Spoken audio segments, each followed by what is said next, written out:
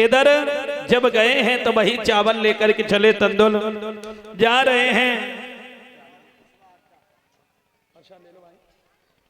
और ये राहुल भैया कुशवाहा जो अड्डा से ये भी भगवान के चरणों में 100 रुपए दान दे रहे हैं। भगवान जीवन में खुशियां बनी रहे।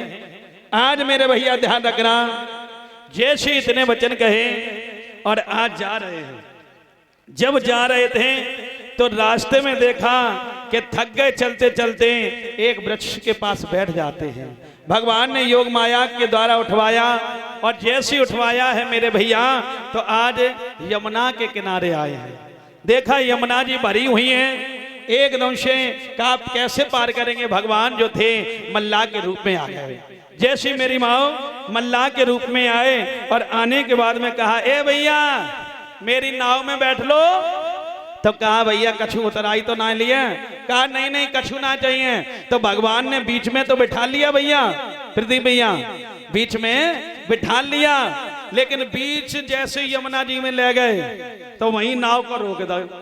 कही कि अब हमें चाहिए उतराई, हमें चाहिए उतराई। कहा ए मल्ला भैया मैंने तो से पहले ही वायदा कर लो, तो हमारे पास कछु ना है। अब तो ब्राह्मण जो सुदामा जी थे बड़े चक्कर में पड़ गए कि जे तो बड़ो चालाक ने जाने तो बीच में ही रोक दियो। तो कही भैया हम पे कछु ना है, हम पे सिर्फ गरीबी है, हम पे गरीबी है। तो भगवान गोविंद ने उन दामा जी की गरीबी उसी मल्लाह के रूप में हर ली थी। बोलिए गोविंद भगवान की। आज वही चले, जैसी द्वारका में पहुंचे और जैसी द्वारका में पहुंचे का, ए भैया भैया ये कौन सी नगरी है। ये द्वारका 6 भैया है। द्वारका 6? मुझे तो एक द्वारका में जाना है। एक? हाँ हाँ एक में जाना है जी। ये द्वारका 6। अब तो दामाजी बड़े चक्कर में हैं कि द्वारका 6 है। तो एकदम से कहा कि कन्हैया यहाँ का है।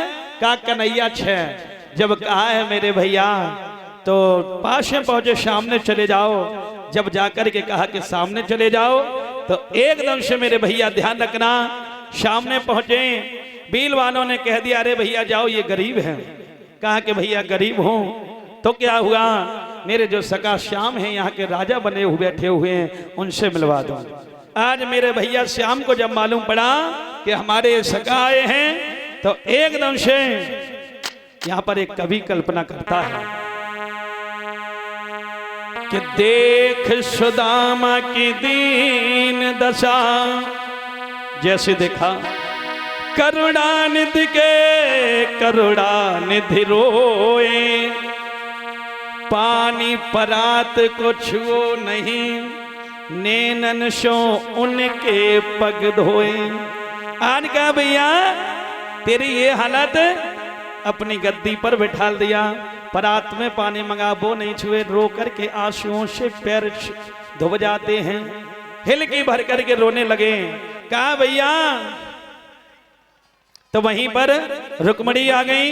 कहा ये कौन है। कहा ये हमारे सका हैं। ये क्या लेकर के आए, कुछ लेकर के आए। और सुदामा जी ने सोचा अगर मैंने जो चावल दिखाए तो ये राजा है, ये इधर चढ़ा दो माता जी, इधर इधर इस साइड में ये खाली जगह है, यहाँ चढ़ा दो, ऊपर ऊपर आराम से रखते रहो।